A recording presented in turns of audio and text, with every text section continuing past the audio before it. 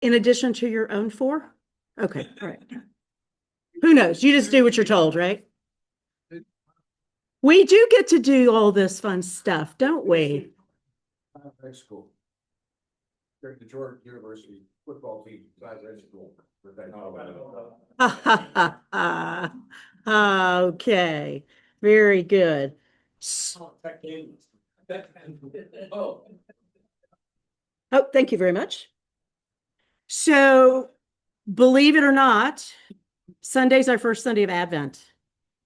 Um, my neighbor was putting up his outdoor Christmas decorations on Sunday, and he always puts up a snowman, one of those blow up snowmans, men. Um, and it feels like he just took it down. And I said that to him. Does it feel like you just took that thing down? We always love to see Frosty, though. It means Christmas is coming. So this week is Advent 1, and we're starting a new sermon series that is titled Unwrapping Christmas. We Need What's Inside. And that, if you've seen any of the decorations that are currently up in the church, that they spent a lot of time yesterday and Sunday putting around, there's a bunch of gifts, gift wrapped, and that's what that's for, is for unwrapping Christmas. We need what's inside, and this week we need hope. It's our first Sunday, so we will light that first candle of hope. And this is the passage that we're basing our sermon on and our worship on, from Isaiah 11, 1 through 10. You've heard this one every couple of years. So, a shoot shall come out from the stump of Jesse, and a branch shall grow out of his roots. The Spirit of the Lord shall rest on him, the Spirit of wisdom and understanding, the Spirit of counsel and might, the Spirit of knowledge, and fear of the Lord. You can't see from right there. Well, I'm listening. Okay. His delight shall be in the fear of the Lord. He shall not judge by what his eyes see or decide by what his ears hear. But with righteousness he shall judge for the poor and decide with equity for the oppressed of the earth. He shall strike the earth with the rod of his mouth, and with the breath of his lips he shall kill the wicked. Righteousness shall be the belt around his waist, and faithfulness the belt around his loins. The wolf shall live with the lamb, the leopard shall lie down with the kid, the calf and the lion will feed together, and a little child will lead them. The cow and the bear shall graze, their young shall lie down together, and the lion shall eat straw like the ox. The nursing child shall play over the hole of the asp, and the weaned child shall put its hand on the adder's den. They will not hurt or destroy on all my holy mountain, for the earth will be full of the knowledge of the Lord as the waters cover the sea. On that day, the root of Jesse shall stand as a signal to the peoples. The nations shall inquire of him, and his dwelling shall be glorious. All right. So let's, yeah, is it? What part of it brings you hope? It's all about coexistence and peacefulness. Okay, yeah. All these adversaries getting at peace with each other. Right. But yes, the prey is able to lie down with the predator, right? Yeah. Fantastic. So that is a big part of this whole passage, right? I want to focus first on the very first line. A shoot shall come out from the stump of Jesse, and a branch shall grow out of his roots. So there's discussion among theologians about what the stump of Jesse might be referring to because of the time it was written. So it's written during a very unhappy time in Israel.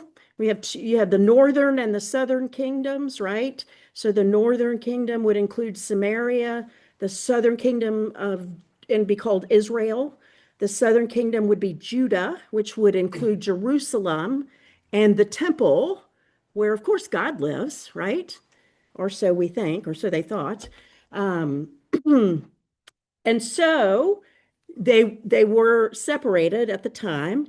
and the Assyrians and the Babylonians, and there's going to be all kinds of wars and killing and stuff, and there's going to be the exile, right?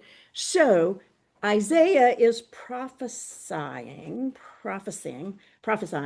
that this kind of hope, that a stump shall come out from the, or a shoot shall come out of the stump of Jesse, and a branch shall grow out of his roots.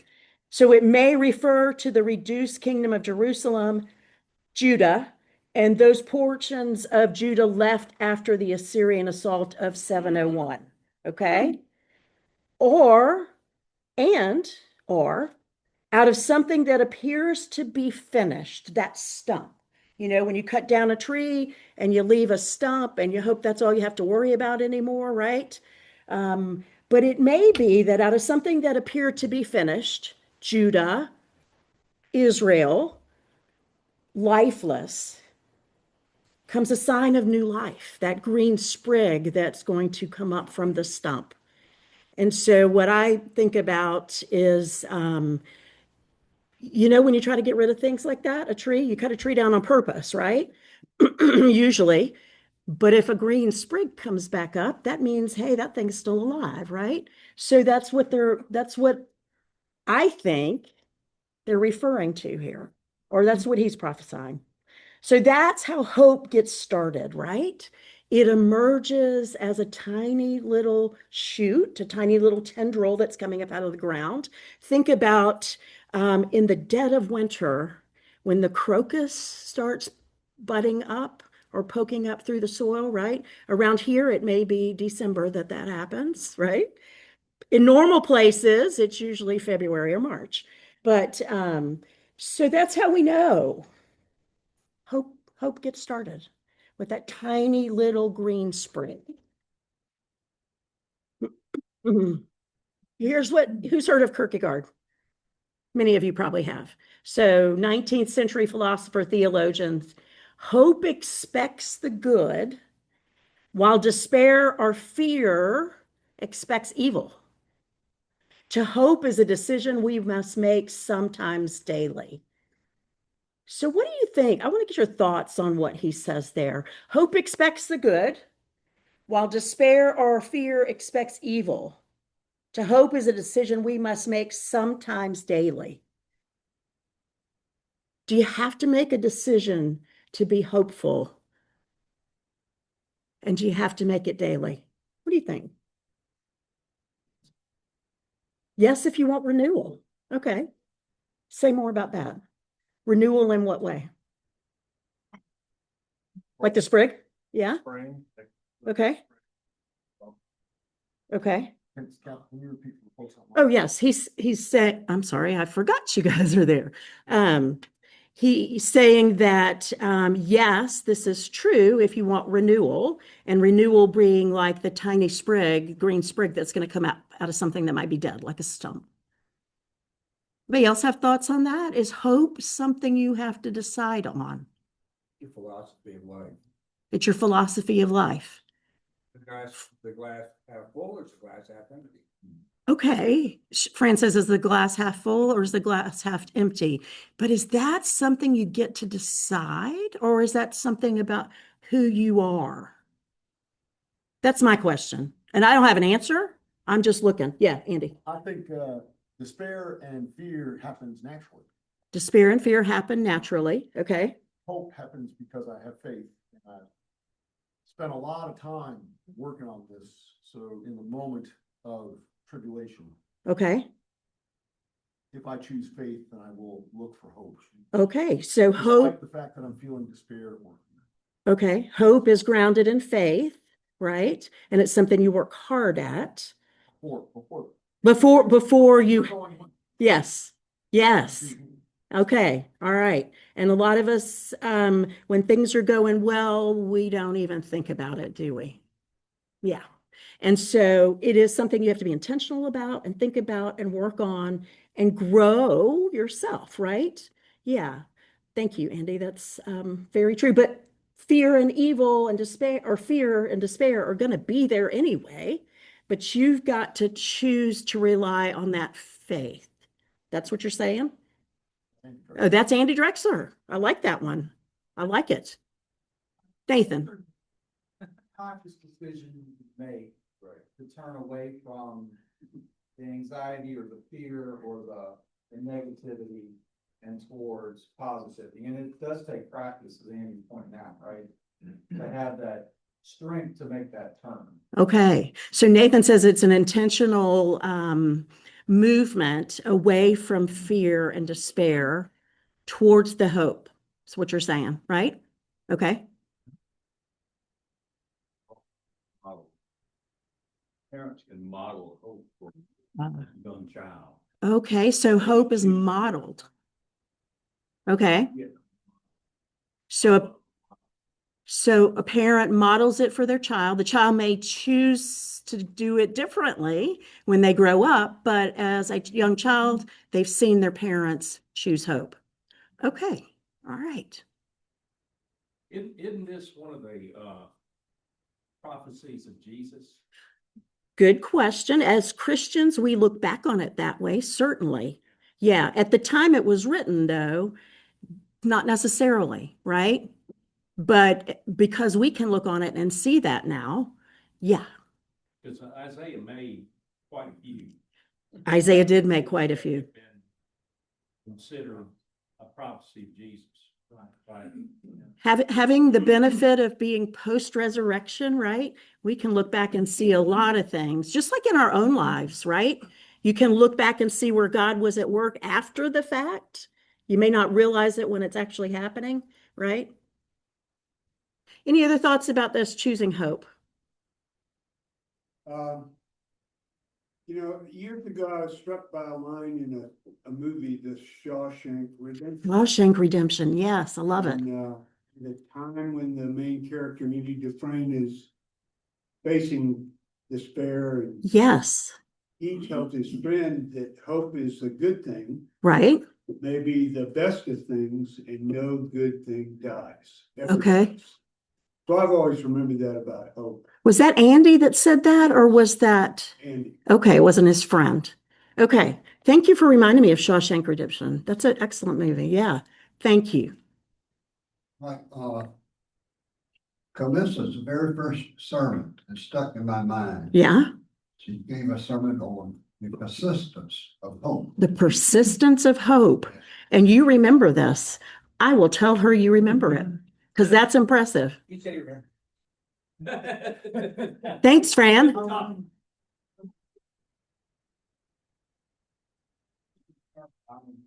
Okay, well, I will pass that along. Do you remember what she said about it?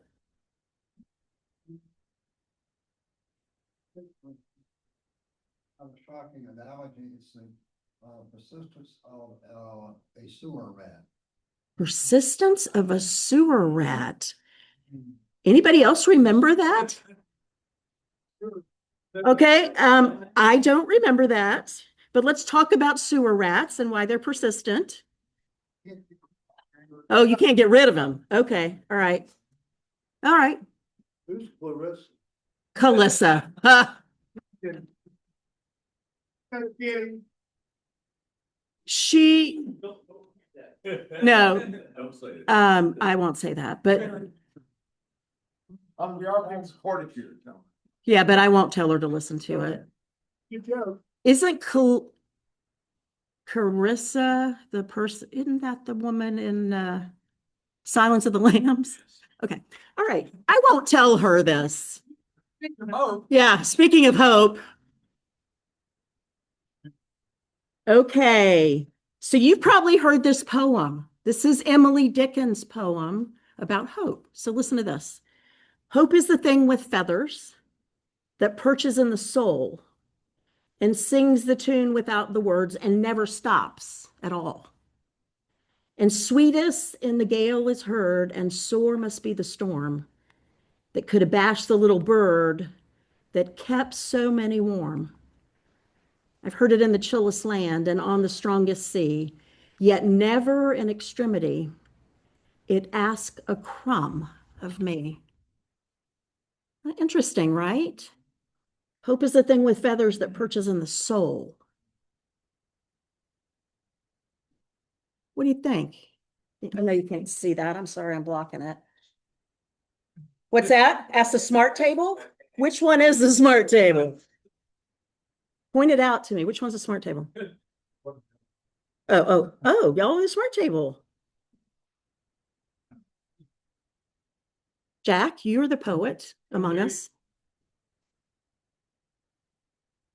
Well, in the last night, never asked for. You think that's true? Does Hope ask anything of us?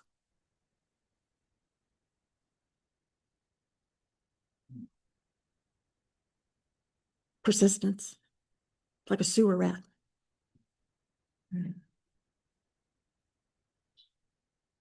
That's some reference to the Holy Spirit. It's like sometimes represented as a dove or. Very good analogy. Could be. Yeah. I'm trying to be the smart guy. Yeah, you're doing a good job of it. I gotta say, you're doing a great job of it. So just think about this one, all right? I mean, I have no an interpretation of it. I never enjoyed interpreting poetry in school. Jackie didn't hear that, but just think about it. So Advent, let's just talk. I'm going to shift gears here a minute. Advent challenges us to pause and remember the hope that we need and we should choose during a really stressful season that focuses more on greed and money, right? Commercialization. It's been so commercialized that sometimes it's hard to find the hope. And I'll give another plug for Blue Christmas, which we'll be doing on December the 4th in the chapel, which is a time we originally or used to do it on the longest night of the year.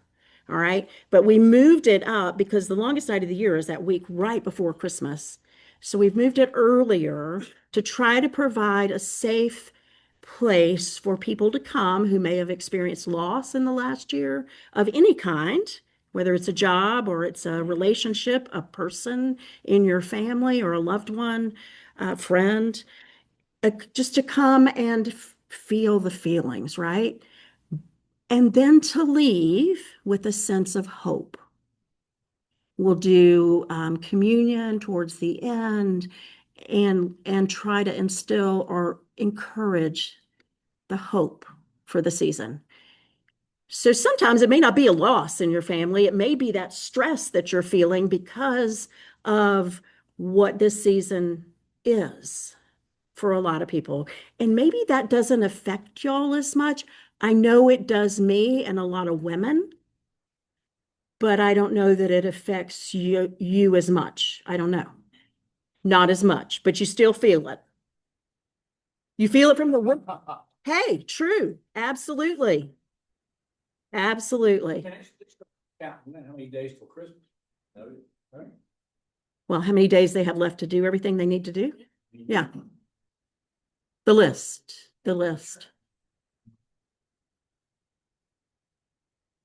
And the honey-do list that they need you to help them with? The what? It's massive. The honey-do list is massive. It never ends. Even, should I send it to your family? No, just kidding.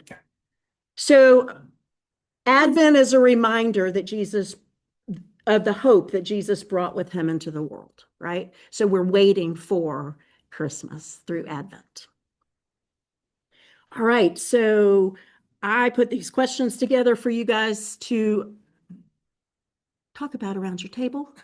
And you can choose any of these you like, or you can talk about whatever you want, but hopefully it's about hope.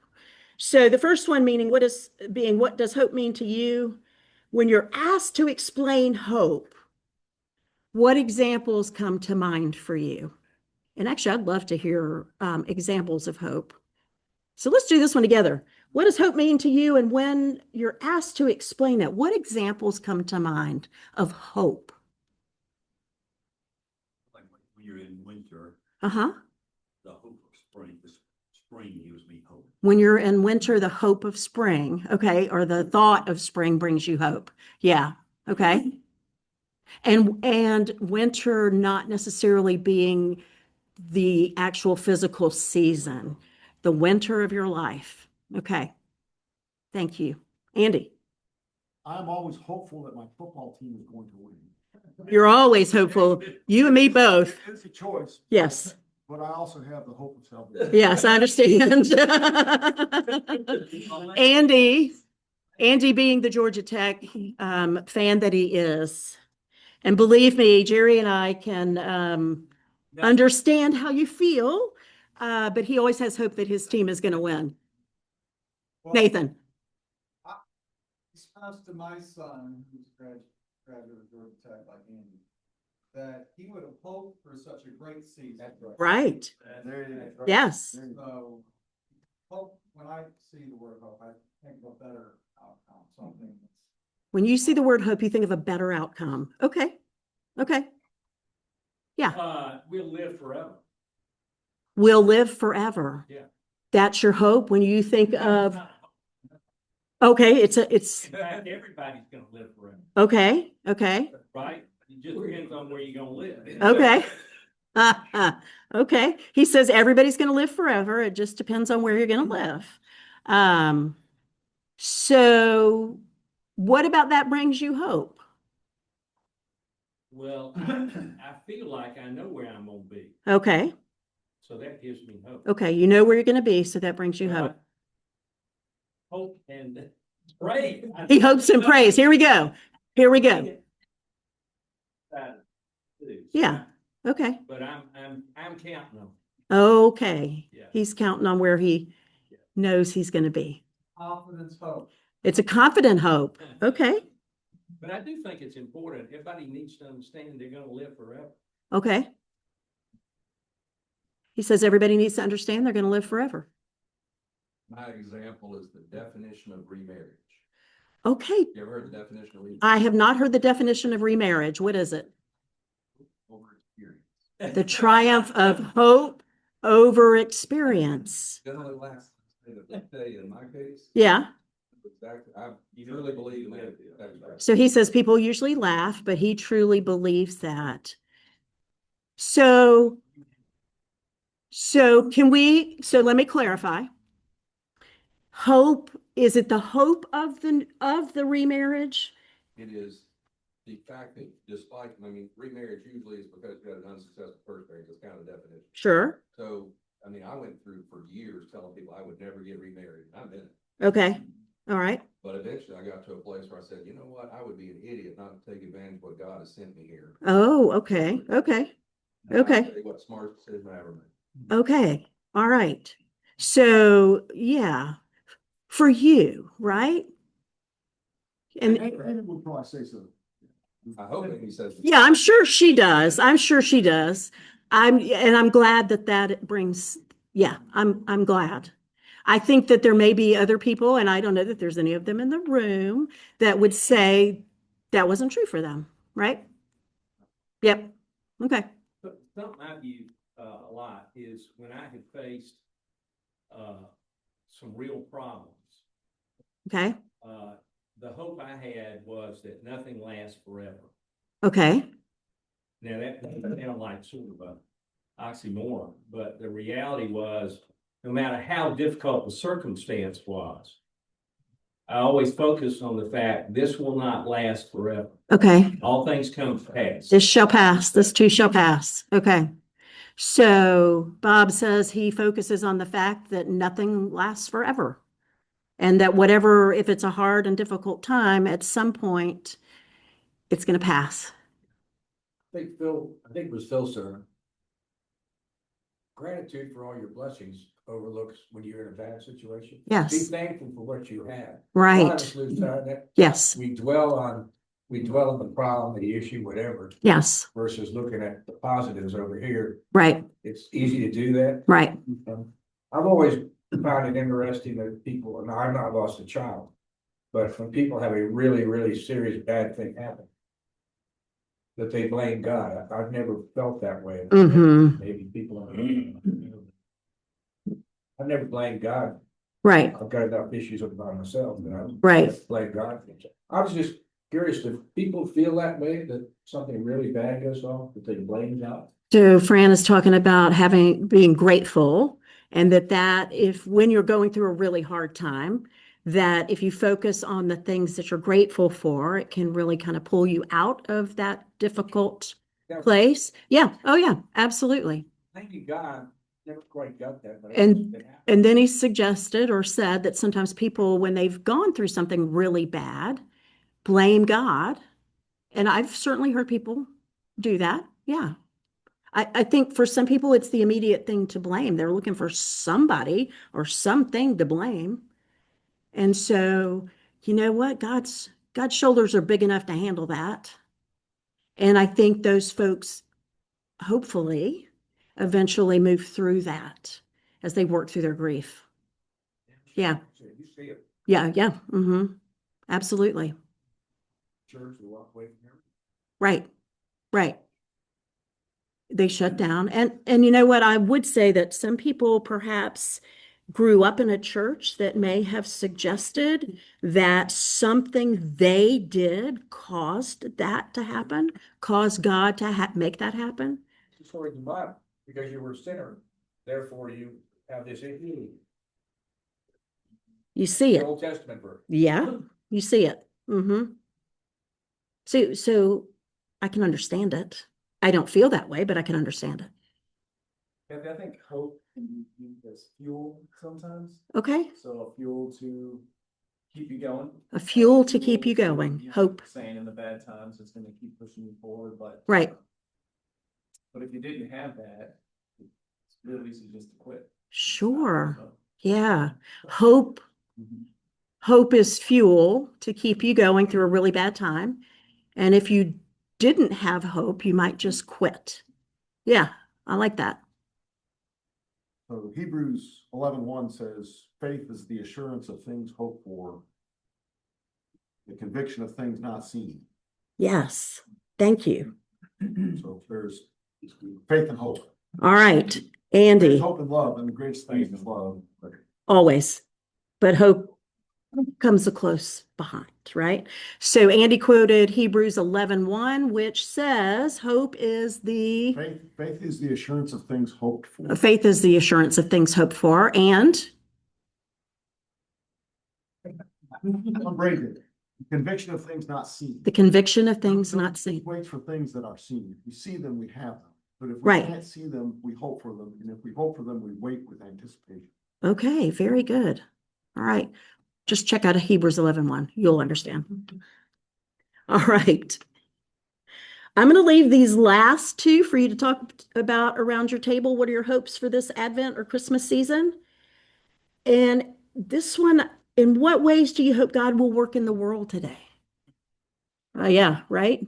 A lot of hope there, or at least I do. All right, friends, thank you. Talk amongst yourselves.